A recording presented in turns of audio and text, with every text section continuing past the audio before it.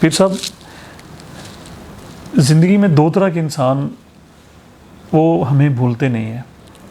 جب حالات ذرا ٹائٹ چل رہے ہوں، یعنی کہ ایک ہوتا ہے نا کہ حالات کا بندہ مارا ہو، حالات مخالف جا رہے ہوں تو جو تانا دیتے ہیں، اور دوسرا وہ انسان جو ہمیں تھپکی لگاتا ہے، حوصلہ افزائی کرتا ہے. آپ اس کے بارے میں کوئی یاد ہے ایسا کوئی انسان؟ جی بالکل، بڑے لوگ یاد ہیں اور سارے محسن ہیں جنہوں نے میرے تھپڑ مارے ہمیں، وہ بھی ہمارے کام آ گئے. جنہوں نے ہمیں شاباش دی وہ بھی ہمارے کام آ گئی. تو تھپڑ وہی ہوتا ہے جس سے پیار ہوتا ہے، وہ تھپڑ مارتا ہے، وہ ڈانٹتا ہے، وہ کھینچتا ہے. تو جنہوں نے تھپڑ نہیں کھائے تھے آج رول رہے ہیں. ہم نے تھپڑ کھائے، ہم نے مارے کھائیں. وہ تھپڑ ضروری یہ نہیں ہے کہ بندہ منہ پہ کھائے، تھپڑ تو یہ بات ہی کافی ہوتی ہے، نصیحت ہی کافی ہوتی ہے. تو ہمارے والد صاحب اقبال بہت پڑھتے تھے، تو انہوں نے ہمیں درس ہمیشہ یہی دیا. پھر مولانا روم کو بڑا وہ پڑھتے تھے. شیخ سعدی کے بڑے واقعات ہمیں سناتے تھے. وہ جو شیخ سعدی کا تھا واقعہ والد صاحب اکثر سناتے تھے کہ جوتی نہیں تھی شیخ سعدی کے پاس، تو ان کے ذہن میں آیا کہ بھئی کاش اللہ میں جوتی دے دیتا. تو آگے جا رہے تھے کہ ایک بندہ ملا جس کے پاؤں ہی نہیں تھے، جی، تو فوری طور پہ توبہ کی شیخ سعدی نے. بہت بڑی تو بات. یہ ہے کہ ہمیں نیچے دیکھنا چاہیے کہ جو ہمارے پاس ہے، لوگوں کے پاس کہ ہے یا نہیں ہے. تو موجودہ جو حالات ہیں بہتری کی سٹرگل کرنی چاہیے. رزق کے حالات جتنا بھی آ جائے تھوڑا، بعض دفعہ ہم ڈول جاتے ہیں، استقامت نہیں رکھ پاتے. کوئی اس میں ذرا گائیڈ کر دیں. ایمان کی کمزوری ہے. نماز پڑھیں اور توبہ استغفار کریں اور کسی نسبت والے کے ہاتھ میں نسبت ہاتھ دیں، نسبت حاصل کریں. اس سے فیض ملتا ہے. جس صحبت میں بندہ چلا جاتا ہے ویسا ہی ہو جاتا ہے. گناہوں والے بندے کے پاس بیٹھے گا تو بندہ گناہ گار ہو جائے گا. اگر وہ چاہتا ہے کہ میرا دل نرم ہو تو نرم دل والوں لوگوں کے پاس بیٹھے. سخت دل والوں کے پاس بیٹھے دل مردہ ہو جائے گا، سخت ہو جائے گا. جب کبھی انسان بہت زیادہ پریشان ہو جاتا ہے، دوبارہ سے انسان سٹرینتھ لیتا ہے، اپنے آپ کو مضبوط کرتا ہے، اس کا کیا ذریعہ ہے سب سے بڑا؟ میں تو یہ ایک ہی بتاتا ہوں کہ نماز سب سے بڑی طاقت ہے بندے کی. نماز سے رہنمائی لیں، نماز سے فیض لیں، اور اس کے بعد پھر اصل میں ہر بندے کے جو روحانی معاملات ہوتے ہیں مختلف ہوتے ہیں. کیس ٹو کیس جو ہوتا ہے وظیفہ دیا جاتا ہے کہ بھئی اس بندے کا مسئلہ کیا ہے اور کون سا اس کو وظیفہ دیا جائے. بس یا کریم ہو وظیفہ. تو میں یہ اپنے جو ملنے والوں کو کہتا ہوں کہ اگر آپ کو مالی پریشانی ہے تو 40 دن ایک جگہ پہ بیٹھ پہ مغرب کی نماز کے بعد یا عشاء کی نماز کے بعد یا سونے سے پہلے 1001 دفعہ ڈیلی پکاریں، یا کریم ہو، یا کریم ہو. تو 40 دن کے بعد اگر حالات چینج نہ ہونا شروع بات کرنا، اور 1001 دفعہ یا کریم ہو، کوئی بھی ٹائم مقرر کر کے گھر میں بیٹھ جائیں. جی. تو اس کے بعد دیکھیں نا کہ بھئی کتنا اگر مال نہ آئے تو بات کرنا اور اس کو حصہ بندہ بنا لے.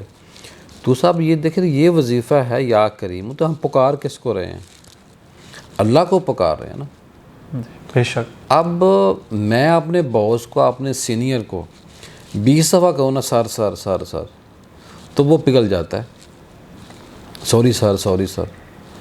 وہ اللہ جس کو اس کے بندے نے 1001 دفعہ پکارنا وظیفے کی شکل میں، وہ اللہ کیوں کرم نہیں کرے گا؟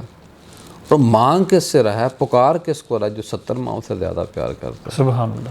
تو یہاں وہ سر جو ہمارا ماں کا بھی رشتہ نہیں ہے، باپ کا بھی رشتہ نہیں ہے، بس ایک ہے تعلق ہے، تو وہ نرم ہو جاتا ہے. وہ سمجھتا ہے کہ یار یہ بندے کی مجھے بات مان لینی چاہیے، مجھے اس کو معاف کر دینا چاہیے، یا مجھے کچھ اس کو دے دینا چاہیے. تو یہ ہے وظائف کی برکت ہے. سبحان اللہ. اللہ کو پکارنا ہوتا ہے. پھر صاحب آخری 2 باتیں بس آپ سے رحمان بھائی ہم چاہ رہے ہیں. ایک تو یہ ہے کہ غذا کے ذریعے جو علاج ہے وہ ماشاءاللہ سے آپ فرما رہے ہیں. کس طرح کی بیماریاں عام طور پہ اس میں ڈیل کرتے ہیں آپ؟ میں تو کس طرح کے پیشنٹ آپ کے ساتھ رجوع کر سکتے ہیں؟ نہیں، کوئی بھی آ سکتا ہے، لیکن جو زیادہ معدے کے مسائل ہیں نا اس پہ زیادہ میں کرتا ہوں.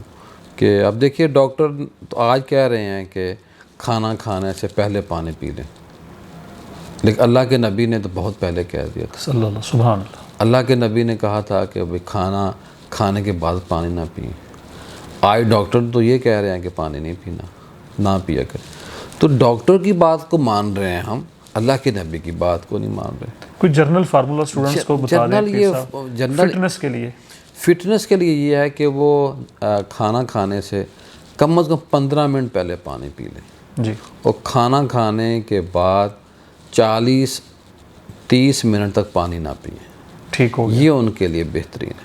اور کھانا اتنا کھائیں جتنی آپ کی گنجائش ہے، اور جب ابھی بھوک باقی ہو تو کھانا چھوڑ دیں، اور درود شریف ضرور پڑھیں، اور اس رب کا شکر ادا کریں جس نے وہ جو خوراک ہے، جو نعمت آپ کے سامنے رکھی ہے. اگر یہ بندہ کدو شریف کے بڑے فضائل ہیں جی. اور گوشت کی بڑی برکتیں ہیں، لیکن گوشت ہی بندہ روز کھاتا جائے.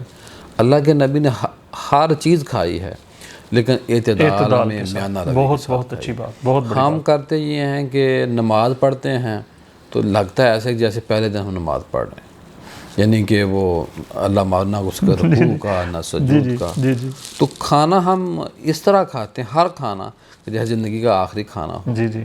تو اسی سے دیکھ لینا چاہیے کہ یہ کھانا جو ہے یہی صحت ہے، یہی بیماری ہے. جو اب ہم بازاروں سے کھاتے ہیں تو بازار کی کا اپنی نحوست ہے، بے برکتی ہے. پھر فاسٹ فوڈ جو اللہ کے نبی نے فرمایا جو سب سے اچھی جگہ وہ مسجد ہے، اور سب سے بری جو جگہ ہے وہ بازار ہے. حضرت امام ربانی کے ایک بیٹے تھے، وہ پیدائشی ولی تھے. جی. تو وہ دیکھ کے نا بندے کو بتا دیتے تھے، 7-8 سال ان کی عمر تھی، کہ یہ بندہ یہ کام کر کے آیا، تم یہ گناہ کر کے آیا، یا یہ اچھا عمل کر کے آیا. سبحان اللہ. تو ایک دن امام ربانی سے لوگوں نے کہا کہ حضرت ان سے کہیں کہ لوگوں کی عزتیں مارنا اللہ پردے کو پسند فرماتا ہے.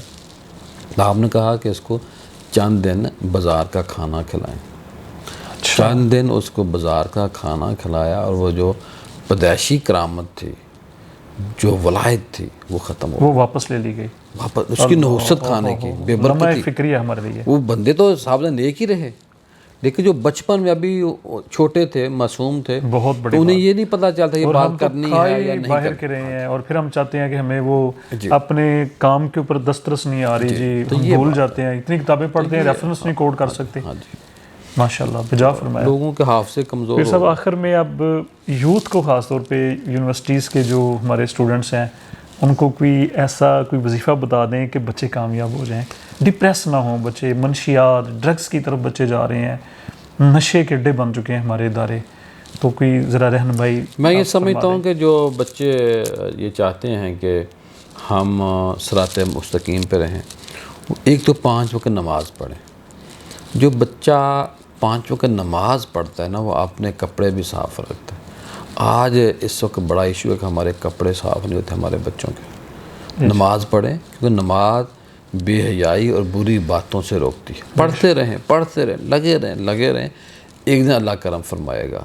اور دوسرا جو ہے درود ہزارہ، یہ 112 دفعہ پڑھیں بچے، درود ہزارہ شریف. اور جو تسبیح فاطمہ ہے اس کو ہر بچہ جو ہے نا اپنا حصہ بنا لے. اور آپ نے جو بات کی مجھے خوشی بھی بڑی ہوتی ہے. آج جو ہماری مساجد ہیں اس کے اندر اکثریت نوجوان بچوں کی ہوتی ہے نماز پڑھنے والی. دونوں چیزیں موجود ہیں.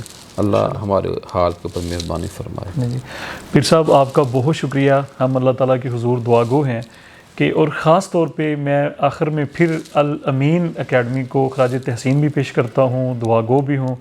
اور میں یہ کوشش کروں گا کہ میں بھی آپ کے اس پروجیکٹ میں کوئی ایک قطرہ ثابت ہو سکوں. تو ایسے تمام اسٹوڈنٹس کے لیے جو CSS کرنا چاہتے ہیں، جو PMS میں آنا چاہتے ہیں، جو ججی کے امتحان میں آنا چاہتے ہیں، جو فوج میں جانا چاہتے ہیں، تو وہ الامین اکیڈمی کے ساتھ ضرور رجوع کریں. اور وہ تمام ایسے اسٹوڈنٹس جو افورڈ نہیں کر سکتے، یہ سب سے بڑی بات، اور میں سمجھتا ہوں کہ یہ ذریعہ نجات بن جائے گا پیر صاحب کے لیے، کہ ان کو اب اخراجات کی کوئی فکر نہیں، کوموڈیشن کی کوئی فکر نہیں، کھانے کی کوئی فکر نہیں. اس سے بڑی اور کیا بات ہو سکتی ہے.